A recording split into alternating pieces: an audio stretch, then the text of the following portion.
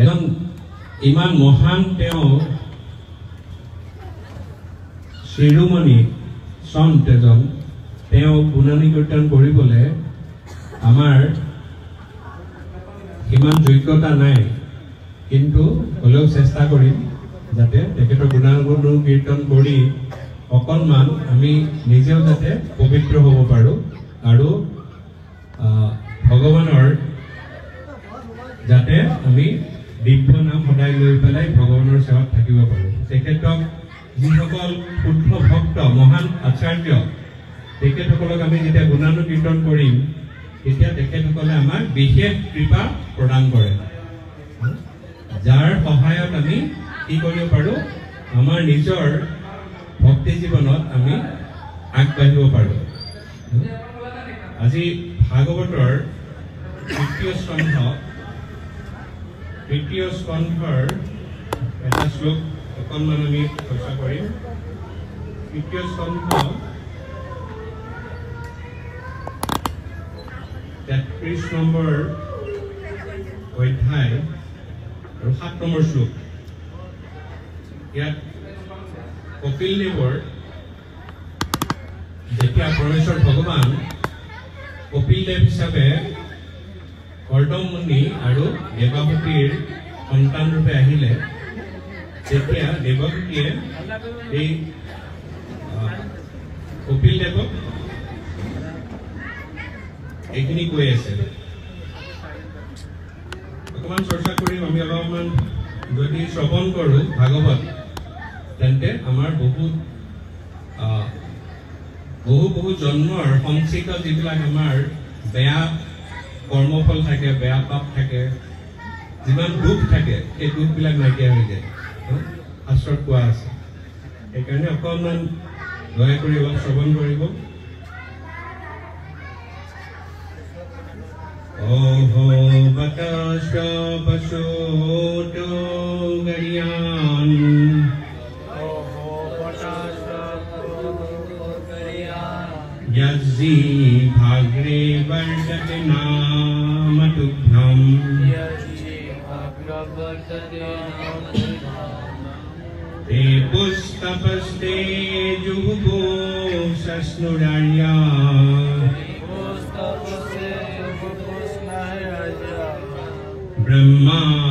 ब्रह्मानुसुरनाम गृह्णन्ति ये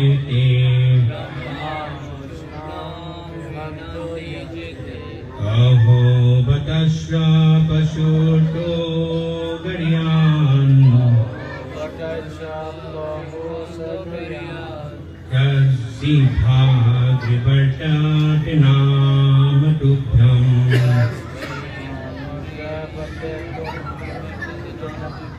ते पुस्तपस्ते जुहुबो सस्नुरार्या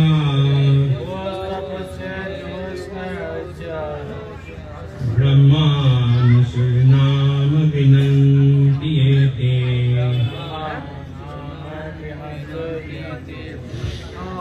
ইয়াত কৈছে যে ইয়াত অনুবাদ কৰিছে এনেকুৱা, কৈছে যোনে আপোনাৰ পবিত্ৰ নাম কীৰ্তন কৰে তেওঁলোক অতি ধন্য। কৈছে যে যিসকল কুকুৰভোজী পৰিবাৰত জন্মগ্ৰহণ কৰিলেও এই প্ৰকাৰ ব্যক্তি, কি ধৰণৰ ব্যক্তি যোনে পৰমেশ্বৰ ভগৱানৰ দিব্য নাম কৰে তেওঁলোক তেনেকুৱা ব্যক্তিসকল কি বুলি কৈছে? পূজ্য বুলি কৈছে। যিসকলে আপোনাৰ পবিত্ৰ নাম কীৰ্তন কৰে তেওঁলোকৰ সকলো ধৰণৰ তপস্যা আৰু অগ্নিহোত্ৰ যজ্ঞ সম্পাদন কৰিছে আৰু তেওঁলোকে আৰ্যৰ নিচিনাকে সমস্ত সদাচাৰ অৰ্জন কৰিছে। যোনে ভগৱানৰ নাম কীৰ্তন কৰে, দিব্য নাম কীৰ্তন কৰে, ভগৱানৰ নাম লয়, কি বুলি কৈছে ইয়াত?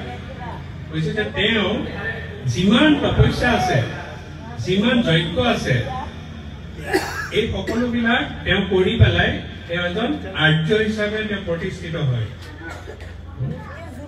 আপোনাৰ পবিত্ৰ নাম গ্ৰহণ কৰাৰ কাৰণে তেওঁলোকে নিশ্চয় সমস্ত পবিত্ৰ তীৰ্থত স্নান কৰিছে যোনে ভগৱানৰ নাম জিভাত লয় তেওঁলোকে কি বুলি কৈছে ইয়াত কৈছে যে তেওঁলোকে এইকাৰণে নাম ল'ব পাৰি আছে তেওঁলোকে নাম লৈছে মানে তেওঁলোকে যিমান তীৰ্থস্থান আছে সকলো তীৰ্থত তেওঁলোকে স্নান কৰিছে এটা সকলোৱে প্ৰয়াগৰাজত গৈ আছে মহাকুম্ভত কি কৰিবলৈ গৈ আছে স্নান কৰিব গৈ আছে কৈছে যে যোনে ভগৱানৰ দিব্য নাম লৈ আছে জিভাদি তেওঁলোকে সমস্ত তীৰ্থৰ পৰিদৰ্শন কৰিছে আৰু সমস্ত যিবিলাক পবিত্ৰ নদী আছে সকলোতে স্নান কৰিছে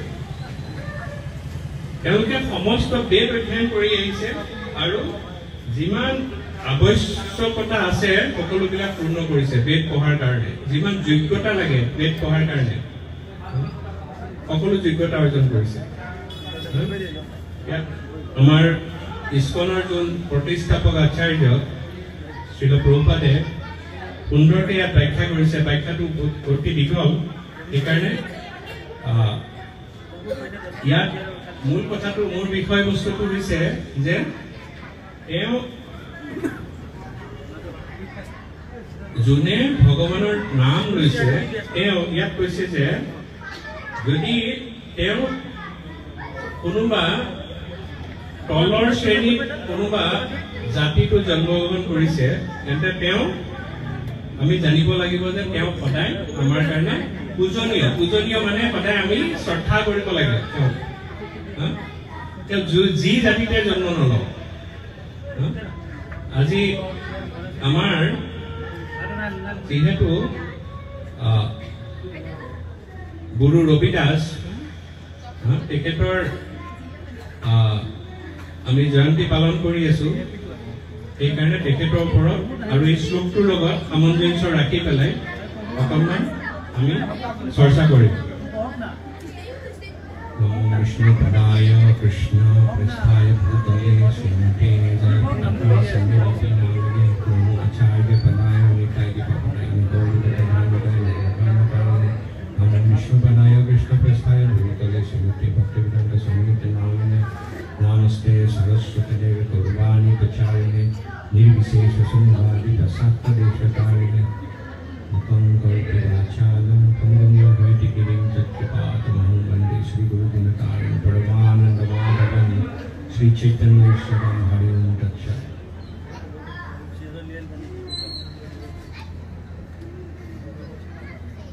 तो भागवतत की भी আমি পালো এতিয়া ভাগৱতত আমি পালো যে কোনোবা এজন ব্যক্তি তেওঁ কোন ফেমিলিত জন্ম লৈছে ক'ত জন্ম লৈছে কেনেকৈ জন্ম লৈছে ক'ত মানে তেওঁৰ আশে পাশে কোন আছে সেইটো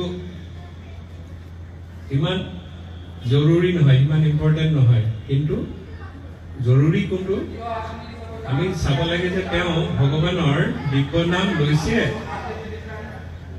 নে লোৱা নাই যদি তেওঁ দিব্য নাম লৈছে এটা ভাগৱতে কি বুলি কৈছে এই শ্লোকটো কি বুলি কৈছে ভাগৱতত কৈছে যে তেওঁ সদায় পৰম পূজনীয়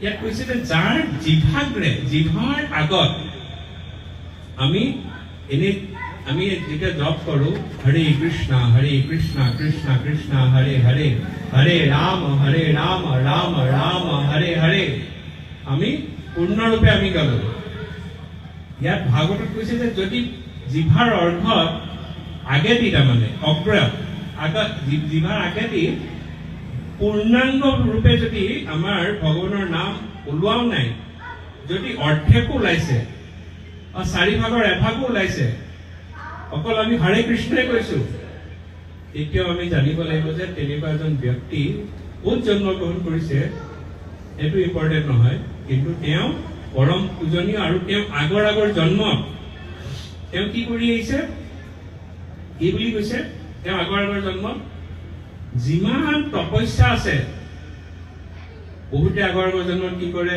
আমি পাওঁ যে তেওঁলোকে অৰণ্যত গুচি যায় অৰণ্যত গৈ পেলাই কি কৰে তপস্যা কৰে তপস্যা কিহৰ কাৰণে কৰিছিল ভগৱানক পাব কাৰণে ভগৱানক পাব কাৰণে আমাৰ বহুতে ধ্ৰুৱ মহাৰাজে কৰিছিল সকলোৱে কৰিছিল ঋষি মুনিবিলাকে আগতে কৰিছিলে তেওঁলোকে হাজাৰ হাজাৰ বছৰ তপস্যা কৰিছিল ভগৱানক লাভ কৰিবলৈ আৰু ইয়াত কৈ আছে যে যোনে ভগৱানৰ নাম লৈ আছে তেওঁ আমি বুজিব লাগিব যে তেওঁ আগৰ জন্ম এই সকলোবিলাক তপস্যা সকলো ধৰণৰ তীৰ্থস্থান তেওঁ ভ্ৰমণ কৰি আহিছে আৰু যিমান পবিত্ৰ নদী আছে সকলোতে তেওঁ স্নান কৰিছে যিমান যজ্ঞ আছে সকলো যজ্ঞ তেওঁ কি কৰিছে কৰি আহিছে আমাৰ এতিয়া মেট্ৰিক পৰীক্ষা আহি আছে খুব সম্ভৱ বহা মাহৰ পৰা হ'ব আমি যদি কাৰোবাক সোধো ইয়াত মেট্ৰিকৰ কেণ্ডিডেট আছে নেকি কোনোবা মেট্ৰিকৰ কেণ্ডিডেট কোনোবা আছে মেট্ৰিক দিব লগা আছে হায়াৰ ছেকেণ্ডেৰী দিব লগা আছে নাই ঠিক আছে যোনে মেট্ৰিক দিব তেওঁ যদি সোধো তুমি কি পঢ়ি আছা যে মই এবাৰ মেট্ৰিক পৰীক্ষা দিম মেট্ৰিক পৰীক্ষা দিম বুলি কোৱাৰ লগে লগে আমি বেলেগকে তেওঁ সুধিব নালাগে তুমি কি পাছ কৰিছা সুধিম নেকি মেট্ৰিক পৰীক্ষা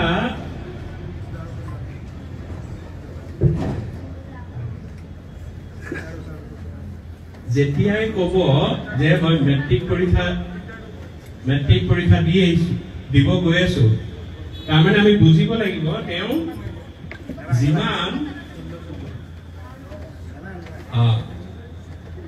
যিমান ক্লাছ 1 2 3 4 5 6 7 8 9 10 এই 10টা ক্লাছ তেওঁ পাৰ হৈ আহিছে উত্তীৰ্ণ হৈ আহিছে 10টা ক্লাছ পাৰ হৈ তেওঁ মেট্ৰিকত পঢ়িব এতিয়া তেওঁক আকৌ সুধিব নালাগে যে তুমি কি পাছ কৰিলা বুলি ঠিক তেনেদৰে এই ভাগৱতৰ এই শ্লোকটো কৈছে যে যোনে ভগৱানৰ দিব্য নাম লৈছে জিভাদি মুখেদি তাৰমানে আমি বুজিব লাগিব তেওঁ আগৰ জন্মত যিমান তপস্যা আছে এই সকলোবিলাক কৰি আহিছে সেইকাৰণে তেওঁ দিব্য নাম ল'ব পাৰিছে সেইকাৰণে তেওঁ কোন কুলত জন্মগ্ৰহণ কৰিছে কোন জাতিত জন্মগ্ৰহণ কৰিছে এইবিলাকে কোনো ধৰণৰ পাৰ্থক্য নহয় তাতে আমি গুৰু ৰবিদাস এজন মহান সন্ত মহান আচাৰ্য তেওঁ গুৰু ৰবিদাসৰ আগৰ 7টা জন্ম তেওঁ কি হিচাপে জন্ম গ্ৰহণ কৰিছিল কোনোবাই জানে গুৰু ৰবিদাসে তেওঁৰ 7টা আগৰ জন্মত শুদ্ধ নৈষ্ঠিক ব্ৰাহ্মণ হিচাপে জন্মগ্ৰহণ কৰিছিল আৰু 7 নম্বৰ যেতিয়া 7 নম্বৰ তেওঁৰ জন্ম আছিলে 7 নম্বৰ জন্মত তেওঁ এজন নৈষ্ঠিক ব্ৰহ্মচাৰী আছিলে ব্ৰাহ্মণ আছিলে তেওঁ আৰু তেওঁৰ গুৰু আছিলে তেতিয়াও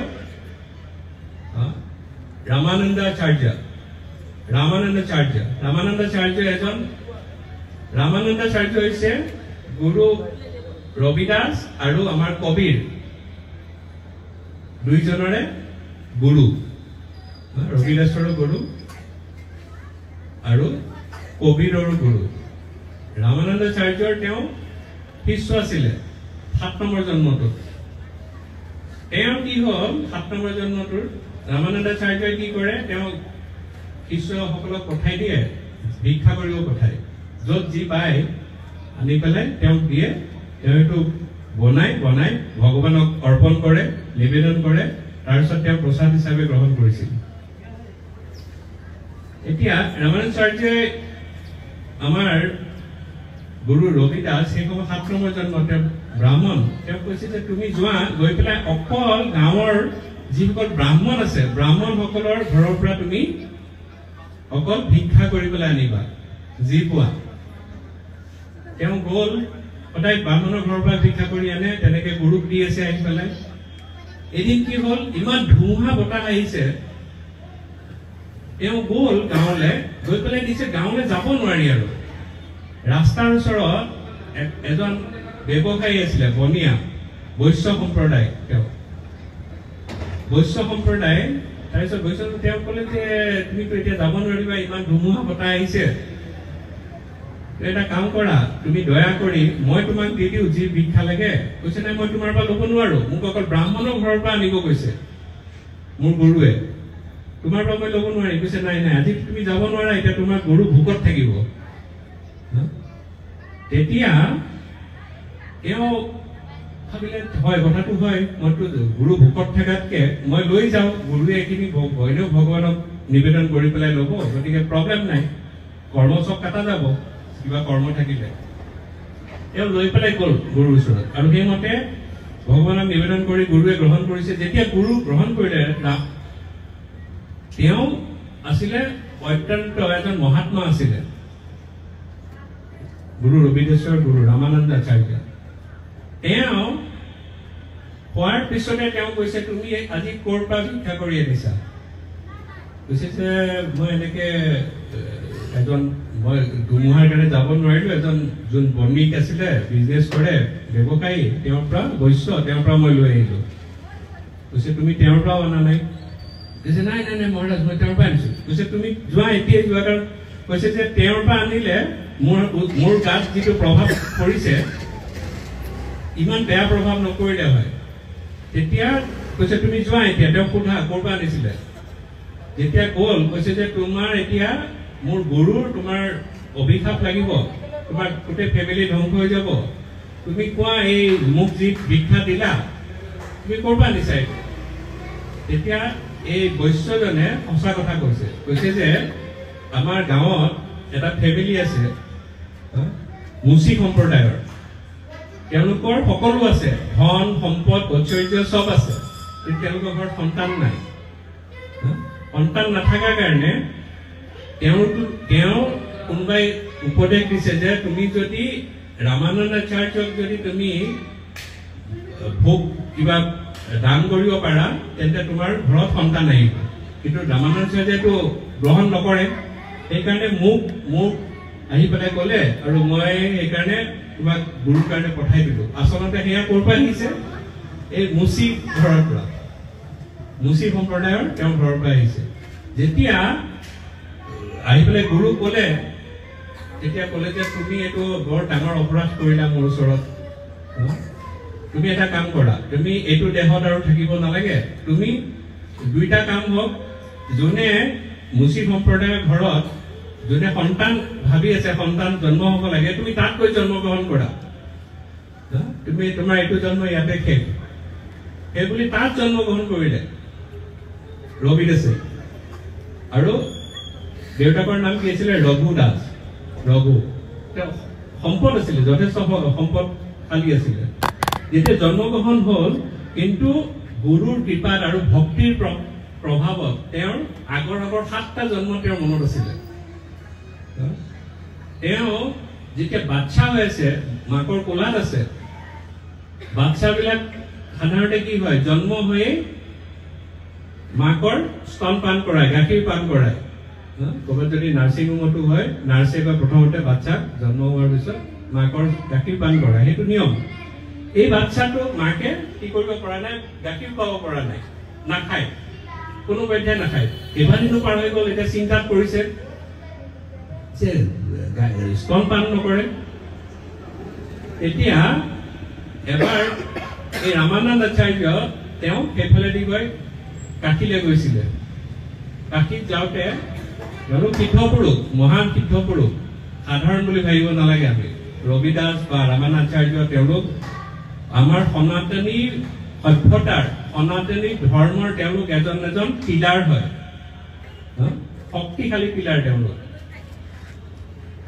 ৰামানাচাৰ্যই গম পাইছে যে গুৰু ৰবিদাসে অলৰেডি জন্মগ্ৰহণ কৰিছে তেওঁ শিষ্য আছিল আগৰ জন্মত গতিকে ডাইৰেক্ট আহি এই ৰবিদাস য'ত আছিলে তেওঁৰ ঘৰত আহি পেলাই উপস্থিত হৈছে আহি পেলাই কৈছে যে তোমালোকৰ সন্তান এটা হৈছে। কৈছে সন্তান হৈছে, আমি মহা বিৰাট টেনশ্যনত আছো, এই সন্তানটোৱে জন্মৰ পৰা গাখীৰ নাখায়, একো নাখায়।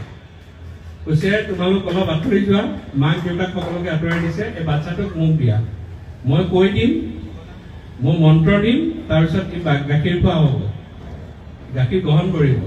বাচ্চাটোক যেতিয়া লৈছে কোনো নাই, ৰামানন্দ আচাৰ্যই যেতিয়া লৈছে তেতিয়া কৈছে তুমি কিয় গাখীৰ খোৱা নাই? কৈছে মই কেনেকে স্তন পান কৰিম, মোৰ যোৱা 7টা জন্ম মোৰ মনত আছে, আগৰ জন্মত মোৰ অপৰাধ হোৱাৰ কাৰণে মই ইয়াত জন্মগ্ৰহণ কৰিলো, আৰু মই আকৌ অপৰাধ কৰিব বিচৰা নাই, কাৰণ মোৰ মা না হৰিনাম লয়, না ভক্ত, না দীক্ষিত, একো নহয়। মোৰ দেউতা না হৰিনাম লয়, না ঘৰত ভক্ত, একো নহয়। মই যদি তেওঁলোকৰ গ্ৰহণ কৰো, তেওঁলোকৰ হেৰি মই আকৌ গৈ আকৌ পতিত হ'ব লাগিব, গতিকে মই গ্ৰহণ কৰা নাই। তুমি গুৰুক তেতিয়া ক'লে যে আপুনি দয়া কৰি মোৰ মা আৰু দেউতাক দীক্ষা দিয়ক, এতিয়া যদি দীক্ষা দিয়ে তেতিয়া মই গ্ৰহণ কৰিম। জন্মতে কিমান সিদ্ধ পুৰুষ, তেতিয়া হেৰিয়ে কি কৰিলে, ৰামানন্দ আচাৰ্যই মাক আৰু দেউতাকক দীক্ষা দিলে, আৰু ৰবিদাসক তেতিয়াই কাণত মন্ত্ৰপাঠ কৰি দীক্ষা দিলে, তেতিয়া জন্মতে। আমাৰ শাস্ত্ৰত আছে, যেতিয়া আমাৰ জন্ম আমি কি হিচাপে পাইছো, আজি যদি মোক সোধে মোৰ মাৰ এটা নাম আছে, মোৰ দেউতাৰ এটা নাম আছে, মা আৰু দেউতাৰ সন্তান মই, হয়নে? এইটো আমি জন্ম পাইছো। শাস্ত্ৰত কৈছে এইটো জন্ম আমাৰ সঠিক জন্ম নহয়। আমাৰ আচল জন্ম কেতিয়া হয়? যিদিনা আমি সৎগুৰুৰ আশ্ৰয়ত আমি দীক্ষা গ্ৰহণ কৰিলো। গুৰু ৰবিদাসে জন্ম হোৱাৰ পিছতে দীক্ষা গ্ৰহণ কৰিছিল, আৰু তেতিয়া সেইটো আমাৰ মনুষ্য জীৱনৰ কাৰণে সেইটো প্ৰধান জন্ম, আচল জন্ম সেইটো। তাৰ পিছৰ পৰা তেওঁ গাখীৰ পান কৰিব আৰম্ভ কৰিছিল। যেতিয়া তেওঁ ডাঙৰ হৈছে অলপ, তেওঁ কি কৰে, দেউতাকৰ যিমান পইচা পাতি আছিলে তেওঁ গম পায়, লাহেকে পকেটত ভৰাই, অলপ ডাঙৰ হৈছে, 10 বছৰ 8 বছৰ তেনেকুৱা বয়সত, তেওঁ ডাইৰেক্ট যায় গংগাৰ পাৰত। যিমান সাধু সন্ত আছে, কোনোবাই খাব পোৱা নাই, কাৰোবাৰ কম্বল নাই, কাৰোবাৰ চুৱেটাৰ নাই, কোনোবা কষ্টত আছে, কাৰোবাৰ বেমাৰ হৈছে, গোটেই সাধুৰ সেৱাৰ কাৰণে দেউতাকৰ পইচা সদায় ৰাতিপুৱা লৈ পকেটত ভৰাই দুইফালে, তাৰপিছত গৈ পেলাই গংগা পাৰত কি কৰে, সাধু সেৱা কৰে, বৈষ্ণৱ সেৱা কৰে। মাকে এদিন ধৰা পেলালে যে তুমি কি ভৰাই লৈ যোৱা, দেখা পালে যে গোটেই সোণৰ মোহৰ ভৰাই পেলাই লৈ গৈছে। দেউতাক ধনী ব্যক্তি আছিল। তাৰপিছত ক'লে যে ঠিক আছে, তুমি ইমান বেছিও নকৰিবা, তুমি সেৱা কৰিছা কৰা, সাধু সেৱা কৰা, তুমি কৰি থাকা, ইমান বেছিকে কৰা ঠিক নহয়। কিছুদিন পিছত দেউতাকে গম পালে, কৈছে যে আৰে তুমি মোক গোটেই খালী কৰি দিবা, আমি গৈ ৰাস্তাত যাব লাগিব। ৰবিদাসে কৈছে যে আমি ৰাস্তাত নাযাওঁ, আমি যিমান সাধুসকলৰ সন্তসকলৰ আমি যিমান সেৱা কৰিম, আমি সিমান আমাক কোনে কৃপা কৰিব? পৰমেশ্বৰ ভগৱানে আমাক কৃপা কৰিব। যিমান আমি ভগৱানৰ সাধু সেৱা কৰিম, আমি ভগৱানৰ ওচৰত আমি আগবাঢ়ি গৈ থাকিম। গতিকে দেউতা তুমি চিন্তা কৰিব নালাগে। দেউতাকে ভাবিছে নাই নাই, ইয়ে মোক একদম মানে হেৰি কৰি দিব, দেউলীয়া কৰি দিব। এতিয়া লাষ্টত সকলোকে সমাজক মাতি পেলাই ৰবিদাসক ঘৰৰ পৰা উলিয়াই দিলে। ৰবিদাসে সেই সময়ত বিয়া কৰিছিল, বয়স কিমান আছিলে? 12 বছৰ। এতিয়া ওলাই আহিলে, 1 টকা নাই, পইচা নাই, একো নাই। তেওঁ হলেও কি কৰিছে, তেওঁ এটা শিকিছিল, দেউতাকৰ এটা যিটো জোতা চিলোৱা বিজনেছ এটা আছিলে, সেইটো তেওঁ ভালকে জানিছিল। গতিকে তেওঁ গংগাৰ ফালে যোনটো ৰাস্তা গৈছে, তাতে কৰ্ণাৰত তেওঁ গছৰ তলত বহি পেলাই, কি গছ এইজোপা? কি গছ? ৰবিদাস কোন গছৰ তলত গৈছিল? এডাল প্ৰকাণ্ড এডাল নিম গছ আছে, এতিয়াও আছে। নিম গছৰ তলত তেওঁ জোতা চিলাই থাকে, আৰু যিসকল সাধু সন্ত আহে তেওঁলোকৰ জোতা চেণ্ডেল যিজত আছে তেওঁ ফ্ৰীত কৰে, 1 পইচা নলয় তেওঁ। আৰু বাহিৰৰ পৰা যোনে যি দিয়ে তেওঁ লৈ পেলাই সেইখিনি নিজৰ কাৰণে খৰচ কৰে নে কি কৰে? সব আকৌ সাধু সন্তৰ কাৰণে সব বিদায় দিয়ে গৈ পেলাই। ৰবিদাস সাধাৰণ ব্যক্তি নহয় আমি বহুতে নাজানো গুৰু ৰবিদাসৰ বিষয়ে আমাৰ তেওঁ সৰুৰ পৰাই কাৰণ তেওঁ আগতে 7টা জন্ম পাৰ হৈ আহিছে তেওঁ মনত আছে তেওঁৰ ওচৰত তেওঁৰ সকলোতকে বিখ্যাত ভক্ত কোন শিষ্য যোনে শিষ্যত্ব গ্ৰহণ কৰিছিল কোনে দীক্ষা লৈছিলে ৰবিদাসৰ পৰা মীৰাবাই মীৰাবাই গুৰু তেওঁ মীৰাবাই গুৰু তেওঁ যেতিয়া ডাঙৰ হৈছে তেতিয়া তেওঁ অকল কি কৰে অকল ভগৱানৰ দিব্য নাম যিটো মই ভাগৱতত এইমাত্ৰ পালো যে ভগৱানৰ দিব্য নাম লৈ থাকে আৰু তেওঁ সদায় নিজৰ কৰ্মত ব্যস্ত আছিল আৰু অকল সাধু সন্তৰ সেৱা কৰে তেওঁ পৃথিৱীত একো গম নাপায় এবাৰ যোন কাশীৰ ৰজা তেওঁ গম পাইছে যে বহুত ডাঙৰ এজন মহাত্মা আছে গতিকে মই এবাৰ দৰ্শন কৰি আহো কিবা অলপ কৃপা পাব পাৰো মই একদম ৰাতিপুৱাই তেওঁ আহিছে ৰবিদাসৰ ওচৰত আহি পেলাই কৈছে যে দেখিছে যে হেৰি ৰবিদাস একদম চকু মুদি পুৰা তেওঁ ধ্যানত মগ্ন হৈ আছে তেওঁ কি কৰি আছে মনেদি তেওঁ কি কৰিছে ভগৱানৰ আৰতি কৰি আছে আৰু মানসিকভাৱে তেওঁ ভগৱানক আৰতি কৰিছে ভগৱানক তাৰপিছত কি কৰিছে অভিষেক কৰি আছে অভিষেক কৰি মানসিকভাৱে মনেদি ভগৱানৰ অভিষেক কৰি আছে আৰু ভগৱানৰ যেতিয়া অভিষেক কৰো আমি যিখিনি থাকি যায় এইখিনি চৰণামৃত বুলি কয় অসমত পজ্জল বুলি কয় চৰণামৃত এই চৰণামৃত তেওঁ গোটেই ভক্তসকলক বিলাই আছে মানসিকভাৱে ৰজা আহি বহি আছে যে আপোনাক কেতিয়া লগ পাম কেনেকে আপোনাৰ লগত কথা পাতিম তেওঁ ধ্যানত আছে ৰবিদাস তেওঁ গম নাপায় এবাৰ গপককে তেওঁ কি কৰিছে তেওঁ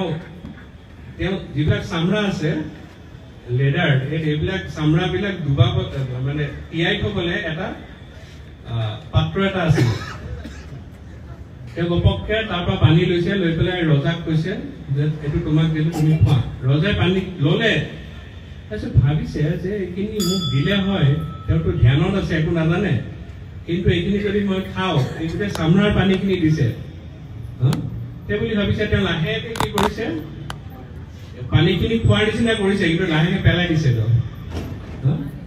লাহেকে পেলাই দিছে যাতে দেখাও নাপায় কোনেও আৰু গোটেই কোটটোত লাগিছে এইখিনি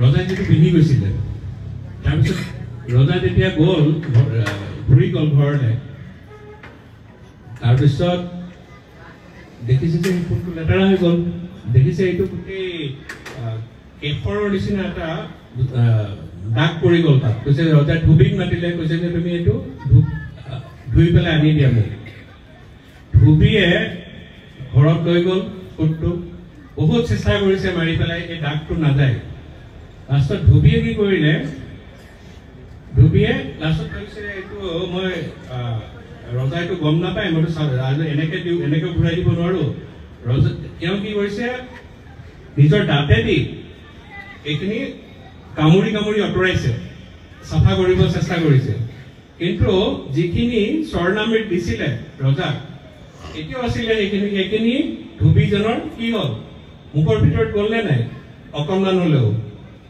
যোৱাৰ কাৰণে কি হ'ল তেওঁ সম্পূৰ্ণৰূপে এজন ধুবি তেওঁ একো নাজানে সাধাৰণ ব্যক্তি এজন তেওঁৰ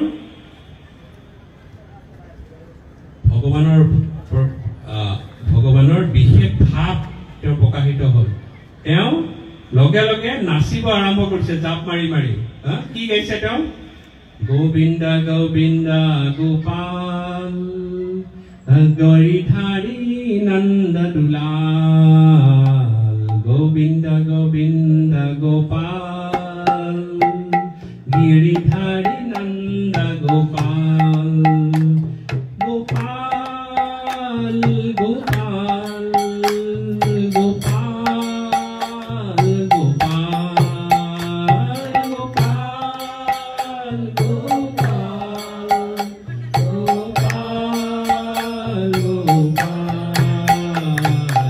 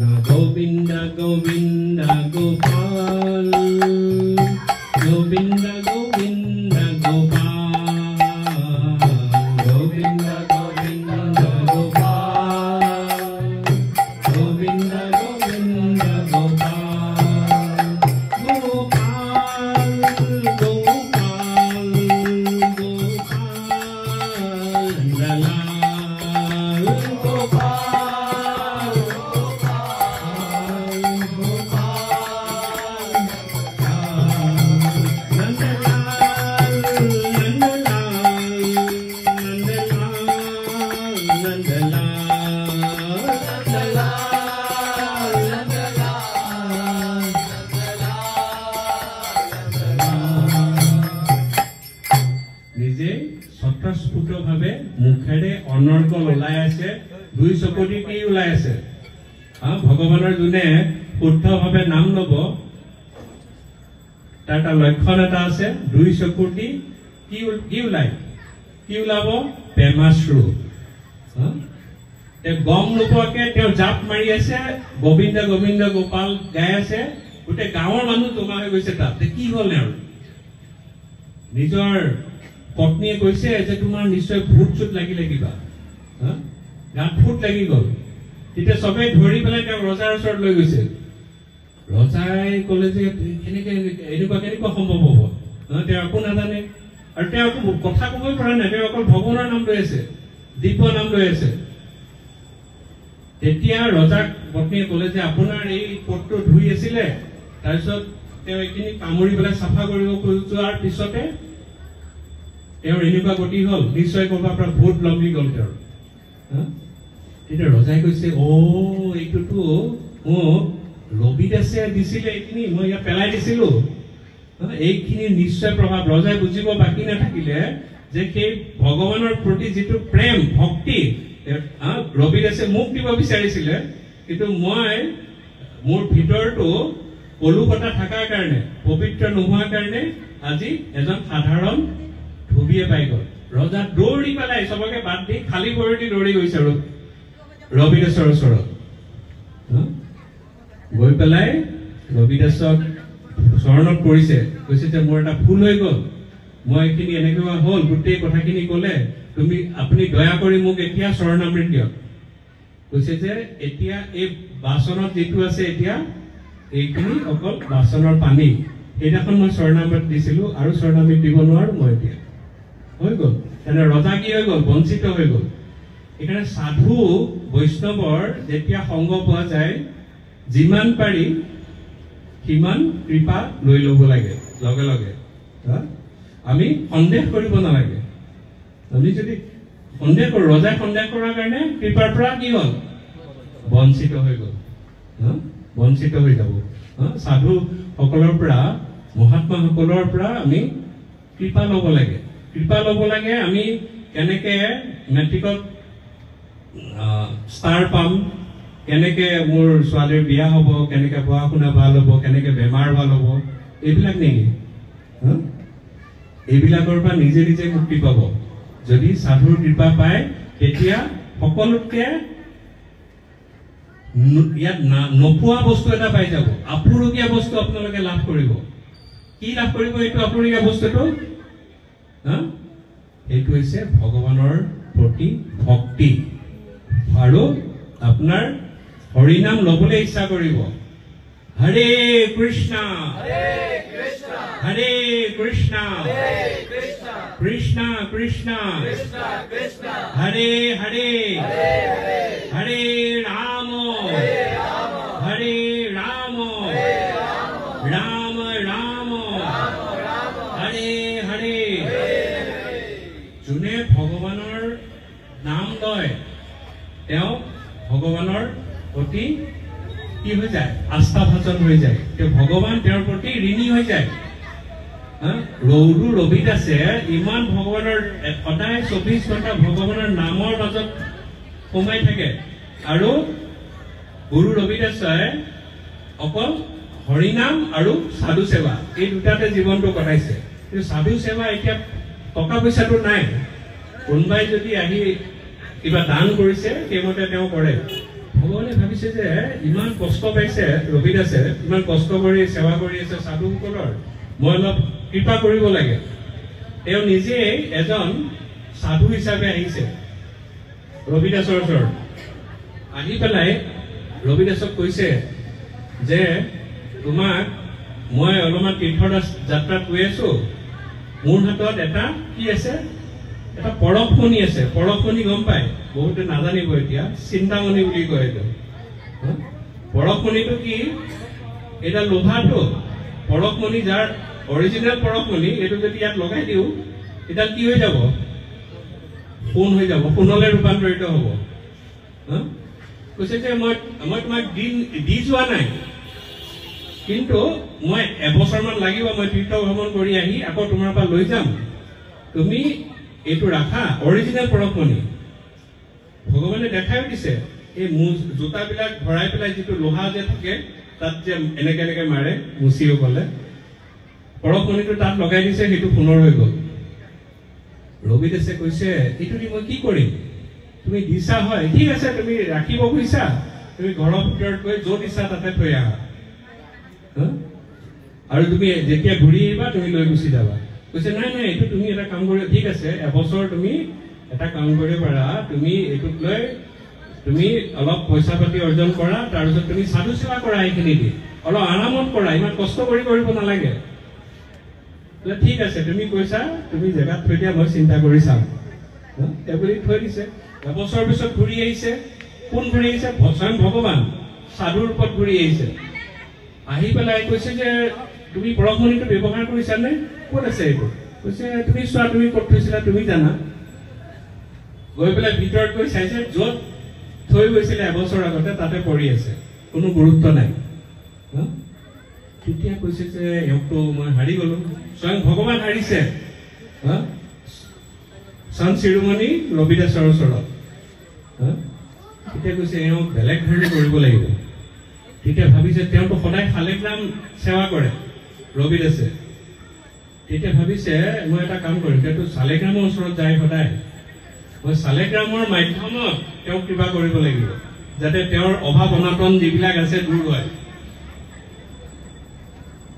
এই দিনাখনৰ পৰা ভগৱানে শালিগ্ৰামে কি কৰিছে প্ৰত্যেক দিনা শালিগ্ৰামক অভিষেক কৰিবলৈ যায় ৰবিদাস দেখা পায় যে শালিগ্ৰামৰ চাৰিওফালে সোণৰ মুদ্ৰা কিছুমান ওলাই থাকে ৰবিদাসে ভাবিছে এইটোতো ডাঙৰ কথা হ'ল এইটো এতিয়া শালিগ্ৰামে যদি সোণৰ মুদ্ৰা দি মোৰ মায়াৰ ফালে যদি টানিব খুজিছে মোৰ ৰাস্তা ক'ত আছে এতিয়া সেইবুলি গোটেই সোণৰ যিমান মুদ্ৰা হয় গৈ পেলাই লাহেকে গৈ পেলাই গংগাত অৰ্পণ কৰি দিলে পিছদিনা আকৌ অভিষেক কৰিব যায় আকৌ তাতে কি হয় সোণৰ মুদ্ৰা ভৰ্তি হৈ আছে আকৌ গৈ পেলাই দিলে পিছদিনা আকৌ ওলাইছে একেটাই কৈছে যে বাপৰে তেতিয়া কৈছে যে এতিয়া মোৰ বেলেগ ৰাস্তা নাই শালিগ্ৰামক কৈছে এতিয়া মই তোমাক মই মোৰ লগত ৰাখিব নোৱাৰিম কাৰণ সাধুসকলৰ দুজনৰ ওপৰত সদায় ভৰসা কৰি সাধুসকলে নিজৰ জীৱনটো কটায় এজন হৈছে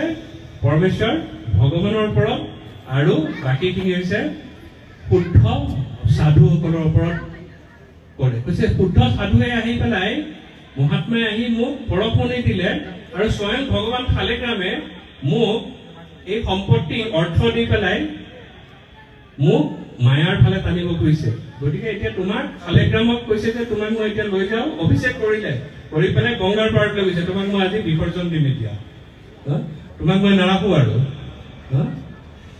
তেতিয়া যেতিয়া বিসৰ্জন দিব আৰু শালিগ্ৰামক গংগা পাৰত কোন প্ৰকট হৈছে শালিগ্ৰামৰ স্বয়ং বিষ্ণু চতুৰ্ভুজী বিষ্ণু প্ৰকট হৈছে তাৰ পৰা হৈ পেলাই গুৰু ৰবিদাসক কৈছে হে ৰবিদাস তোমাৰ ওচৰত মই হাৰ মানি গলো তুমি কোনো ধৰণৰ সেৱা ল'ব নিবিচাৰা তুমি এটা কাম কৰা কিন্তু মোৰ শেষ এটা তোমাৰ ওচৰত অনুৰোধ আছে বোলে ঠিক আছে কৰা কি অনুৰোধ আছে তোমাৰ তোমাৰ ইমান কষ্টত সৰু এটা জুপুৰিত থাকা তোমাৰ কাৰণে মই এটা ধুনীয়া এটা মহল এটা বনাই দিব পাৰো, তুমি মহলটোত থাকিব লাগিব, মই বনাই দিম। তেতিয়া ৰবিদাসে ভাবিছে যে মই যদি বাৰে বাৰে ভগৱানক, তেতিয়া হেৰিয়ে কৈছে, ভগৱানে কৈছে যে এই যে সাধু হিচাপে আহিছিলো পৰশমণি, সেইটো ময়ে দিছিলো তোমাক, তাতো মাৰিলো আৰু এতিয়াও মাৰিলো মই, গতিকে তুমি মহলটো একচেপ্ট কৰিবই লাগিব, তুমি গ্ৰহণ কৰিব লাগিব। ৰবিদাসে কৈছে ঠিক আছে মই গ্ৰহণ কৰিম, মই তাত থাকিম, কিন্তু মোৰ দুটা চৰ্ত। প্ৰথম চৰ্ত হৈছে যে মই য'ত থাকিম তাত সাধুসকলৰ কাৰণে তুমি অতিথিশালা বনাই দিব লাগিব, য'ত সাধুসকল সুন্দৰকে পইচা দি থকা নহয়, নিষ্শুল্কভাৱে 1 পইচা নিদিয়াকে শান্তিত থাকিব পাৰে, প্ৰসাদ পাব পাৰে। আৰু দ্বিতীয়টো হৈছে মই মোৰ যিটো কৰ্ম, মই জোতা চিলাই কৰো, মুচি হিচাপে মোৰ যিটো কৰ্ম, সেই কৰ্মটো মই বাদ নিদিওঁ। ভগৱানে কৈছে ঠিক আছে, তুমি অন্ততঃ গ্ৰহণ কৰিছা। পিছত তেওঁ ভগৱানে নিজে এটা মহল বনাই দিছে, তাত থাকে তেওঁ গৈ পেলাই। কি হিচাপে ভগৱান আহি পেলাই বনালে? এজন ডাঙৰ বণিক হিচাপে, এজন ডাঙৰ বিজনেছমেন হিচাপে আহি পেলাই পইচা পাতি দি ধুনীয়াকে বনাই দিছে তেওঁ। কিন্তু তেওঁ নিজৰ কৰ্মটো নিজে কৰি গৈছিলে সদায়। এইজন হৈছে গুৰু ৰবিদাস। ৰজাও স্বয়ং কিবা যদি অসুবিধা হয় ৰবিদাসৰ ওচৰত আহি পেলাই পৰামৰ্শ লয়, কৃপা লয়। তেতিয়া যিসকল তাত আমাৰ ব্ৰাহ্মণ আছিলে, কাশীৰ বিশ্বনাথ মন্দিৰৰ যিসকল ব্ৰাহ্মণ আছিলে, তেখেতসকলৰ অলপমান কি আৰম্ভ হৈছে, অকণমান ৰবিদাসৰ প্ৰতি ঈৰ্ষা আৰম্ভ হৈছে। কাৰণ যিমান সাধু সন্ত, আনকি ৰজাৰ ৰাণীৰ পৰা আৰম্ভ কৰি যিমান আছে সকলো কাৰ ওচৰত যায়? ৰবিদাসৰ ওচৰত যায়। ৰাণী লক্ষ্মী যায়, লক্ষ্মীবাই আহি ৰবিদাসৰ ওচৰত কৃপা ল'বলৈ আহে। তেতিয়া এই ব্ৰাহ্মণসকলে এটা প্লেন কৰিলে যে ৰবিদাসক আমি ৰজাৰ দৃষ্টিত তলত নমাব লাগিব। ৰজাক গৈ বহুত কমপ্লেইন দিলে পিছদিনা। এইজনে তেওঁ যিবিলাক কৰে সকলোৱে কৃপা কৰিব যায়, কিন্তু তেওঁ এজন মুচি সম্প্ৰদায়ৰ তেওঁ ব্যক্তি। আৰু শাস্ত্ৰত কৈছে যোন পণ্ডিত নহয়, যোন ব্ৰাহ্মণ নহয়, তেওঁলোকেহে অকল কাৰোবাক সঠিক আধ্যাত্মিক ৰাস্তা দেখাব পাৰে, মুচি সম্প্ৰদায়ৰ পৰা নহয়। ৰজাইতো জানে, হলেও ক'লে ঠিক আছে কি কৰাটো বিচাৰা? কৈছে এটা কাম কৰক, ৰবিদাসক আপুনি লৈ আহক, আমি মাজত আপুনি ভগৱানক বহাই দিয়ক, এইফালে আমি থাকিম, এইফালে ৰবিদাসক বহাই দিয়ক, আৰু মন্ত্ৰ গাব দিয়ক ৰবিদাসক, আমিও মন্ত্ৰ গাম। শালিগ্ৰাম যোনফালে যাব, যদি ৰবিদাসৰ ফালে গৈছে আমি সকলোৱে ৰবিদাসক গুৰু হিচাপে মানি ল'ম, আৰু যদি ৰবিদাসৰ ফালে নগৈ আমাৰ ফালে আহিছে, ৰবিদাসক আপুনি ইয়াৰ পৰা কাশীৰ পৰা উলিয়াই দিব লাগিব। ব্ৰাহ্মণসকলে তেওঁলোকে কি কৰিলে? শালিগ্ৰামক মাজত ৰাখিলে ৰজাই। ব্ৰাহ্মণসকলে একেলগে বহি শাস্ত্ৰৰ যিমান মন্ত্ৰ আছে ৰাতিপুৱাৰ পৰা সন্ধিয়া হৈ গ'ল, গাই আছে। শালিগ্ৰাম লৰচৰ নাই কৰা, য'ত আছে তাতে আছে। শালিগ্ৰাম গম পাইছে আপোনালোকে? শালিগ্ৰাম শিলা, শালিগ্ৰাম শিলা নেপালৰ গণ্ডকী নদীত পোৱা যায়। এইটো স্বয়ং ভগৱান, শালিগ্ৰামে যিমানে ব্ৰাহ্মণে মন্ত্ৰ পাঠ কৰিছে, শালিগ্ৰাম ইফালেও যোৱা নাই সিফালেও যোৱা নাই, ৰখি আছে। তেতিয়া ৰজাই ক'লে তোমালোকে দিনটো চেষ্টা কৰিলা, ৰাতিপুৱাৰ পৰা সন্ধিয়ালৈকে নোৱাৰিলা, এতিয়া গুৰু ৰবিদাসক দিয়া, তেওঁ চেষ্টা কৰক। যেতিয়াই ৰবিদাসে ভগৱানৰ স্তুতি কৰি পেলাই, শালিগ্ৰামৰ স্তুতি কৰি ভগৱানৰ গুণানুকীৰ্তন কৰি ভজন গাব আৰম্ভ কৰিছে, আসনখনৰ সৈতে শালিগ্ৰাম আহি ৰবিদাসৰ কোলাত নিজে আহি উপস্থিত হ'ল। ক'ত উপস্থিত হৈছে? ৰবিদাসৰ কোলাত আহি পাই গ'ল। তেতিয়া ব্ৰাহ্মণসকলে ভাবিছে এওঁ সঁচাকে এজন মহাত্মা, তেওঁ সাধাৰণ ব্যক্তি নহয়, তেওঁ মহাপুৰুষ। সকলো ব্ৰাহ্মণে আহি ৰবিদাসৰ ওচৰত ক্ষমা প্ৰাৰ্থনা কৰিছে যে আমাৰ ভুল হৈ গ'ল। তেনেকুৱা ৰবিদাসৰ যিটো জীৱন চৰিত্ৰ, এই জীৱন চৰিত আমি 5 ঘণ্টা 10 ঘণ্টা কণ্টিনিউৱাছলি কৰি থাকিব পাৰোঁ, ইমান সুমধুৰ। আৰু এইবিলাক যেতিয়া আমি চৰ্চা কৰিম, যেতিয়া শুদ্ধ বৈষ্ণৱসকলৰ, শুদ্ধ মহাত্মাসকলৰ, শুদ্ধ সাধুসকলৰ আমি যেতিয়া গুণানুকীৰ্তন কৰিম, আমাৰ নিজৰ হৃদয়বিলাকো পবিত্ৰ হয়। আমি শ্ৰৱণ কৰিব লাগে। এইকাৰণে গুৰু ৰবিদাসৰ এবাৰ কি হ'ল, গুৰু ৰবিদাসে যোনফালে যায় সেইফালে চব গংগাৰ ফালে যায়, ভক্তসকল গংগাত স্নান কৰিব যায় সেই ৰাস্তাটোদি। ৰজাৰ যোন মেইন ব্ৰাহ্মণ পণ্ডিত, তেওঁৰ যিমান চেণ্ডেল যিজত আছে চব ৰবিদাসে সদায় চিলাই দিয়ে, কিন্তু তেওঁ পইচা নলয়, ব্ৰাহ্মণসকলক সদায় সেৱা কৰে। এদিন সেইফালেদি যাওঁতে ব্ৰাহ্মণজন সেইফালেদি যাওঁতে ৰবিদাসে ক'লে, তুমি অলপ ৰখা, তুমি চাগে গংগা স্নান কৰিব যাবা বোলে। গংগা স্নান কৰিব যাবা। কৈছে এটা কাম কৰা, মোৰতো বহুত দিন মই গংগাক দৰ্শন কৰা নাই, গংগা মাক বহুত দিন, তুমি এই 2টা কল দিলে, এই 2টা কল লোৱা, তুমি গংগা মাক গৈ পেলাই তৰ্পণ কৰি দিবা আৰু ক'বা যে এইটো ৰবিদাসে পঠাই দিছে। যেতিয়া কৈছে যে তুমি নিজে নোযোৱা কিয়, ব'লা মোৰ লগত। কৈছে নাই মই নাযাওঁ, মই অলপ ভগৱানৰ ভজনত মই ব্যস্ত হৈ আছো, ভজন কৰি আছো মই। ঠিক আছে, এই 2টা কল লৈ পণ্ডিতজন ব্ৰাহ্মণজন গৈ পেলাই গংগা পালেগে। যেতিয়া গংগাত গৈ পেলাই কল 2টা তৰ্পণ কৰিছে, তেওঁ এনেকে দলিয়াই দিছিলে। লগে লগে কৈছে যে ৰবিদাসে তোমাৰ কাৰণে, গংগা দেৱীক কৈছে ৰবিদাসে তোমাৰ কাৰণে এই কল 2টা পঠাই দিছে বুলি এনেকে দলিয়াই দিছে, তৰ্পণ কৰিব দিছে, কৰি দিছে। আৰু এতিয়া দেখা পাইছে যে গংগা দেৱীৰ 2খন হাত নদীৰ পৰা আহিছে, লগে লগে কল 2টা ভালকে ধৰিছে, ধৰি পেলাই তললৈ লৈ গ'ল। ব্ৰাহ্মণজনে দেখা পাই আছে, কি দেখা পালো মই। অলপ পিছত দেখিছে আকৌ হাত 2খন ওলাই আহিছে গংগা দেৱীৰ।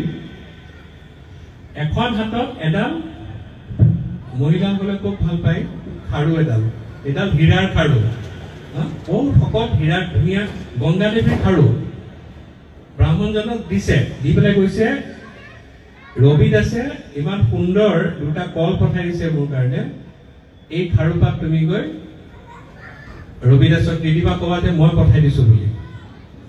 তেওঁ ল'লে, তাৰপিছত নাইকিয়া হৈ গ'ল গংগা দেৱী। এতিয়া ভাবিলে, ব্ৰাহ্মণজনে ভাবিছে যে এইটোতো মই জানো, গম পাইছো আৰু গংগা দেৱীয়ে গম পাইছে, এইটো না ৰবিদাসে জানে, না ৰজাই জানে, আৰু কোনোবাই জানে, কোনেও নাজানে। ভাবিছে এইটো এটা বৰ ভাল কথা হ'ল আজি। তেওঁ সেইডাল লৈ কৈছে মোৰ জীৱনটো অতি সুখে সন্তোষে যাব এইডাল লৈ পেলাই। এই বুলি গৈ পেলাই তেওঁৰ অলপ লোভ বাঢ়ি গ'ল। গৈ পেলাই তেওঁ যোনে এইবিলাক অলংকাৰ বনায় তাত গৈ পেলাই পালে, কৈছে যে এইডাল মই দিছো, তুমি কিমান পইচা দিবা মোক কোৱাচোন। এইডাল দেখা পাই হীৰাৰ ইমান প্ৰকাণ্ড, কৈছে যে এইডাল দেখা পাই দোকানীয়ে কৈছে যে কিমান টকা দিবা, মানে ইয়াৰ কোনো দামেই নাই, মোৰ আজি 7 জনমত মই এইটো কাম কৰি আহিছো। আমাৰ 7 গোষ্ঠীয়ে 7টা জনমত এইবিলাক কৰো, কিন্তু আজিলৈকে এনেকুৱা আমি দেখা নাই কেতিয়াও। এইডাল নিশ্চয় কিবা ঐশ্বৰিক শক্তিৰ পৰা আহিছে। হ'লেও ইয়াৰ কোনো দাম নাই, হ'লেও মোৰ হাতত 1000 মান টকা আছে, সেই দিনৰ 1000 টকা। কিমান বছৰ আগৰ? 648 বছৰ আগত। এই 1000 মান টকা আছে, তুমি এইটো লৈ যোৱা। কৈছে হ'ব 1000 টকা হ'লে হ'ব। ব্ৰাহ্মণে লৈ পেলাই লাহেকে ঘৰত গ'ল, ফূৰ্তি ঘৰত, আনন্দ, 1000 টকা ৰাতি হৈ গ'ল। ৰবিদাসৰ তাত যোৱাটো বাদ দিলে ব্ৰাহ্মণজনে। তাৰপিছত এজন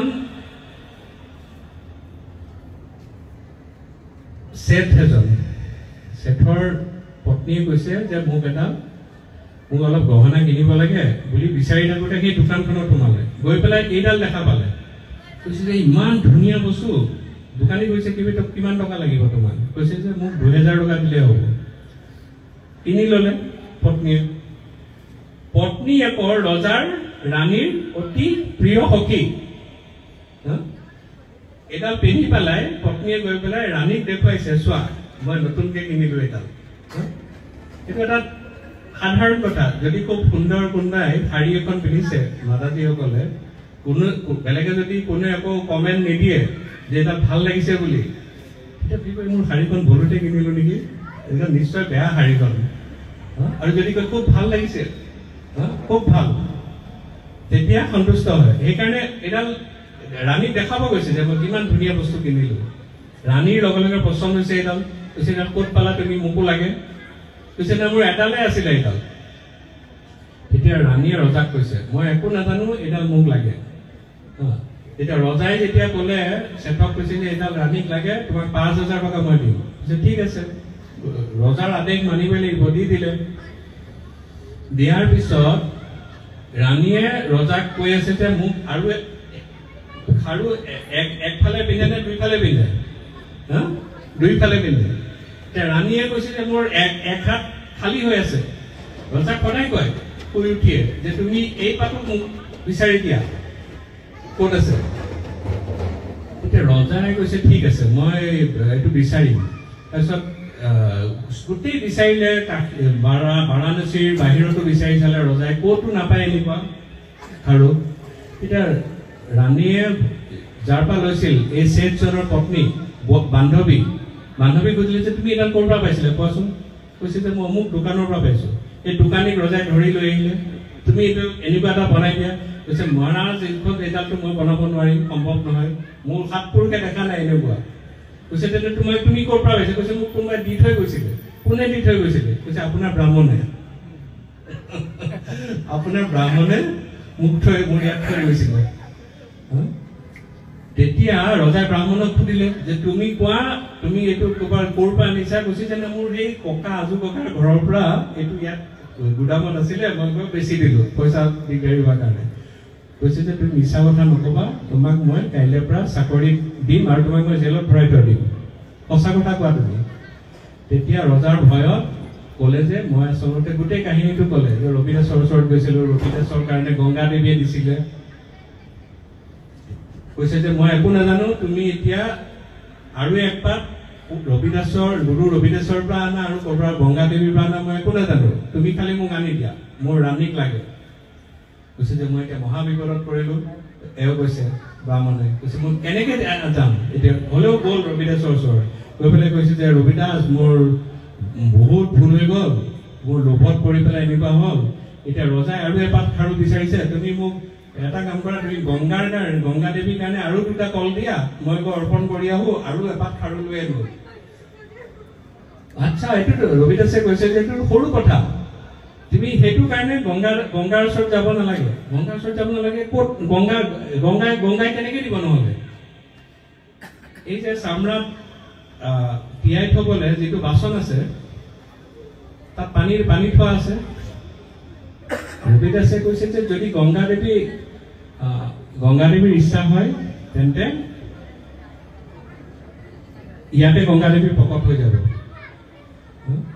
ৰবিদাসে গংগা দেৱীক স্তুতি কৰিছে, তাত গংগা দেৱী স্বয়ং আৱিৰ্ভূত হৈছে, হৈ পেলাই এই ব্ৰাহ্মণজনৰ সন্মুখত আৰু এপাত খাৰু উলিয়াই দিছে। তেতিয়া সেই পাত খাৰু গৈ ৰজাক দিছে। ৰজাই গম পালে তাৰমানে ৰবিদাস ইমান ডাঙৰ সিদ্ধ মহাত্মা। এই খাৰুটো ক'ৰবাত থাকিলে ৰজাই আহি ৰবিদাসৰ চৰণত পৰিছে, কৈছে যে আপুনি আমাক কৃপা কৰক যাতে আমি কি কৰিব পাৰোঁ। ৰজাই জানে সেইটো, যাতে আমি ভক্তি জীৱনত আগবাঢ়িব পাৰোঁ, আমাৰ গোটেই ৰাজ্যৰ যাতে মংগল হয়, যাতে সকলোৰে যাতে মংগল হয়। গতিকে তেনেকুৱা এজন মহান চন শিৰোমণি আৰু বহুত আছে, কৈ থাকিলে ওলাই থাকিব, কিন্তু দেৰি হৈ গৈ আছে, সেইকাৰণে বেছি সময় নকওঁ, ইয়াতে বিৰাম দিম। কিন্তু আমি এনেকুৱা এজন চন্তৰ আলোচনা কৰিলোঁ, আজি চৰ্চা কৰিছোঁ, যিজন চন্ত আছিলে এজন কি আছিলে? মহান আচাৰ্য। আচাৰ্য কোন? যোনে আচৰণ কৰি সমাজক শিকায়, তেওঁ আচাৰ্য। যোন শুদ্ধ বৈষ্ণৱ, তেনেকুৱা এজন আচাৰ্যৰ আজি মহান জয়ন্তী আমি পালন কৰিলোঁ। আৰু অকমান গুণানুকীৰ্তন কৰাৰ প্ৰয়াস কৰিছো আমাৰ শক্তি নাই এনেকুৱা মহান মহান আচাৰ্যৰ লীলা বা গুণ বৰ্ণনা কৰি গলে আমাৰ শক্তি নাই আমি অকল প্ৰয়াস কৰিলো আজি সেইকাৰণে মূল কথাটো হৈছে ভাগৱতৰ যিটো শ্লোক কলো মূল কথাটো ৰবিদাসৰ ওচৰত ভগৱান কিয় নতমস্তক হৈ আছিলে